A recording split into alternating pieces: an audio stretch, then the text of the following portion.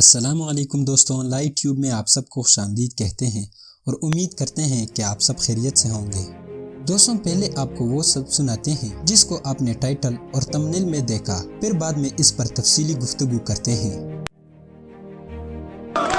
آذربائیجان زندہ باد، پاکستان زندہ باد، آذربائیجان زندہ باد، پاکستان زندہ باد، آذربائیجان زندہ باد، پاکستان زندہ باد، آذربائیجان زندہ باد۔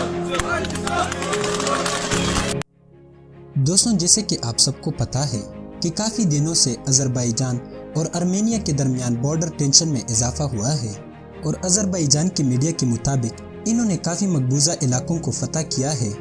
دوستوں، آپ کو ہم اس واقعے کا پورا ڈیٹیل بتائیں گے کہ جن علاقوں پر لڑائی شروع ہے یہ اصل میں کس کی مالکیت ہے، اور ان دونوں ممالک کے درمیان پہلے بھی کب اور کون سی جنگیں ہوئیں۔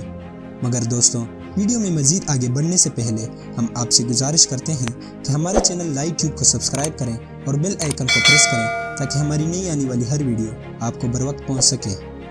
دوستوں، آرمینیا سے مسلمانوں کی لڑائی اب کی نہیں بلکہ تاریخ کی کتابوں میں آتا ہے کہ آرمینیا نے تب بھی شام کی عیسائیوں کی مدد کی تھی جب خلفائے راشدین کے وقت میں مسلمانوں کی فوجیں شام کے عیسائی سلطنت سے ٹکرائی تھی۔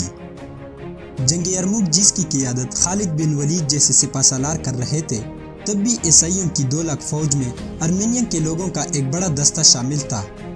دوستوں، صرف یہی نہیں بلکہ یہ لوگ سلطان صلاح الدین ایوبی کے ساتھ بھی کئی جنگوں میں مد مقابل رہے اور ہر محاذ پر عیسائیوں کی مدد کی۔ اور اب دوستوں، انہوں نے ایک بار پھر ملت اسلامیہ کو للکارا ہے اور انہوں نے آذربائیجان کے ساتھ جنگ کا محاذ کھولا ہے۔ دوستوں، ہم آپ کو بتاتے چلیں کہ ان دونوں ممالک کی یہ پہلی جنگ نہیں بلکہ یہ ممالک اس سے پہلے بھی 2 بار آپس میں لڑے۔ ان دونوں ممالک کی پہلی جنگ 1988 جبکہ دوسری جنگ 1994 میں ہوئی ہے۔ ان دونوں جنگوں میں آذربائیجان کو شکست کا سامنا کرنا پڑا اور آرمینیا نے آذربائیجان کے ایک بڑے علاقے پر جس کا نام نگورنو کرابخ ہے قبضہ کر لیا۔ دوستوں، اس علاقے میں چونکہ آرمینیم نژاد لوگوں کی اکثریت ہے جبکہ زمینی حدود کے لحاظ سے یہ آذربائیجان میں آتا ہے۔ اس علاقے پر آرمینیم پچھلے 26 سال سے قابض رہا اور وہاں کے مسلمانوں پر ظلم اور ستم کی انتہا کر دی تھی۔ UN کے آرٹیکل 222، 853، 874 اور 884 میں بھی آرمینیم کو اس علاقے سے نکلنے کا کہا تھا، مگر آرمینیم کسی کی بھی سننے کو تیار نہ تھا۔ دوستوں، آذربائیجان کا صبر جواب دے گیا اور کچھ دن پہلے اس نے آرمینیم پر ایک بھرپور حملہ کیا جس کے نتیجے میں آذربائیجان نے اپنے مقبوضہ علاقے واپس لے لیے۔ دوستوں، یہ نیوز آذربائیجان کی ایک لیڈی نیوز اینکر نے دی اور اس خبر کو اناؤنس کرتے وقت وہ جذباتی بھی ہو گئی۔ چلیے آپ کو بھی سناتے ہیں وہ خبر۔ Hazırda aldığımız bir məlumatı da diqqətinizə çatdıraq.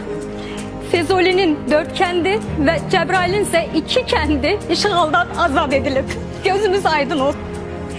Bəzi torpaqlarımız işğaldan azad olunub. Gözümüz aydın. دوستوں، مسلم امت کے بڑے 2 ممالک ترکی اور پاکستان بھی خفیہ طریقے سے آذربائیجان کی ہر ممکن سپورٹ کر رہی ہے، اور اس لیے آپ نے خود ملاحظہ کیا کہ کیسے آذربائیجان کی فوج پاکستان زندہ باد کے نعرے لگا رہے ہیں۔ انشاءاللہ دوستوں، آذربائیجان کو اس جنگ میں مزید کامیابی بھی ملے گی اور اس بار یہ آرمینیا کے علاقوں پر قبضہ کریں گے۔ اللہ کرے کہ مسلمان ہر میدان میں ہمیشہ اس طرح فتح یاب رہے اور ہمارے درمیان اتفاق اور اتحاد پیدا ہو جائے۔ آمین ثم آمین، والسلام۔